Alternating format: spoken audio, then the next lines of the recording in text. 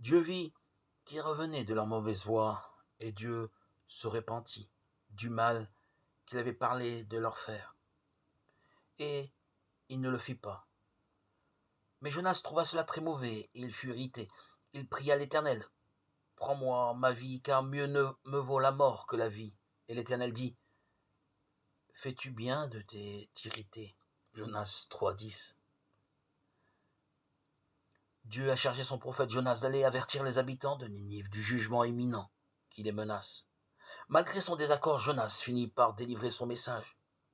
Les habitants de Ninive prennent conscience de leur faute, ils se répandent.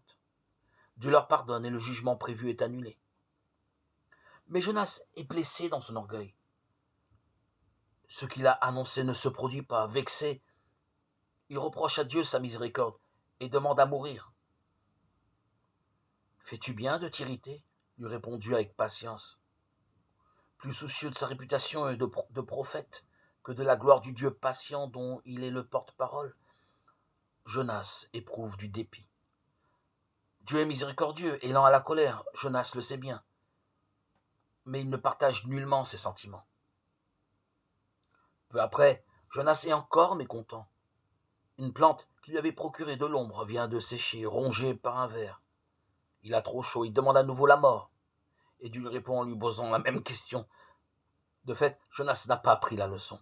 Il s'émeut davantage du sort de sa plante que de celui des habitants de Ninive. Dieu lui parle alors de la pitié qu'il ressent pour la population de cette ville, en particulier pour ses nombreux enfants et même pour son bétail. L'histoire de Jonas nous avertit ici. L'orgueil ou l'égoïsme peuvent nous amener à des réactions démesurées, bien peu en accord avec la grâce et la patience divine. Efforçons-nous tous de mieux partager la compassion de notre Dieu, qui veut que tous les hommes soient sauvés. 1 Timothée 2,4.